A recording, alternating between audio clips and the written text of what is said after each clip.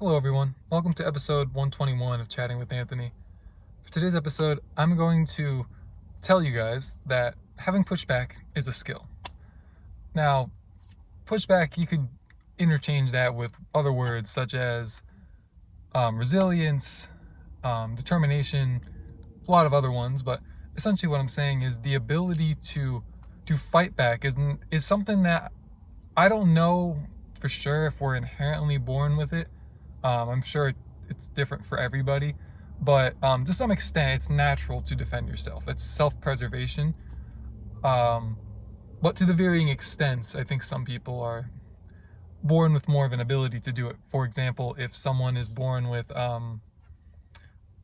let's just say OCD, for example, I believe it's more likely that their brain would just latch on to the idea of self-preservation rather than someone with ADHD whose brain is a bit scattered. It might not be as prevalent.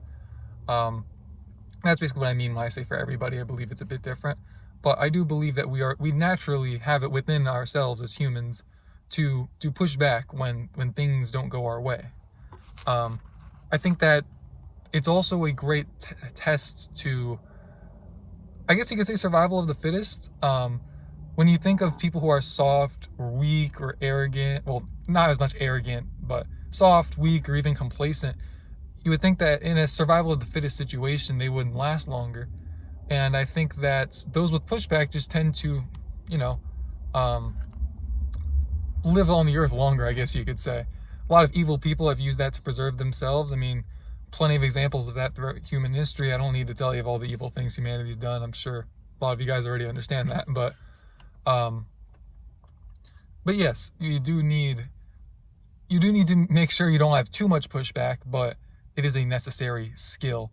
I believe that the pain that adversity causes hardens you. And being hardened is a good thing. I know that the Bible does talk about, don't harden your heart. Hardening is not always good, but I do believe it is good in certain situations. And I do believe that this is something that we all need to do. So we need to be diligent about how hardened, sorry, how much we are willing to fight back, I guess this would be a good way to put it.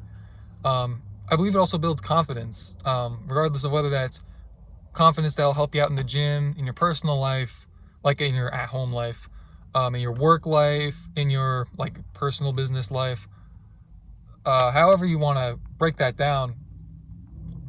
I believe that pushback is very much going to help you in that, and I know it has helped me in that. So that's why I'm imploring you guys to be diligent about that.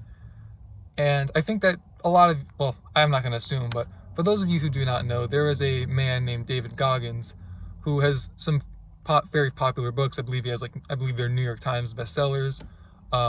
There is some not great language in there. I'd still encourage you guys, especially if you're mature in your faith, to go ahead and read it. Chew on the meat, spit out the bones kind of situation. It really did open my eyes to how resilient we are just as humans. In regards to how many times I've felt some pain and felt like I had nothing more to give, but realized, thankfully also through experience after reading this stuff, realized that if I just keep going until my body physically gives out, that there's so much more that I'm actually able to output or input in order to get output. I guess you could, however you want to view that.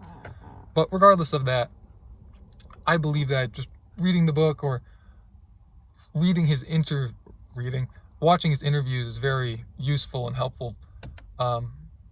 And I think it's good that, he obviously makes money off it, but I think it's good that he also wants to help people get better. I don't think he's like a charlatan businessman, in the sense that a lot of people are, in the sense of create a problem, get a solution. I believe he's capitalized off of his solution that he's able to give people, but I do believe it's come from a more genuine place. But yes, have pushback. Don't push back so much that you push good people away. And I get that there's a fine line there. It's gonna take trial and error to figure out where the line's drawn. But be careful with how you do it. But don't forsake it altogether. That's all I have for this episode. Thank you guys for watching. Stay safe. God bless.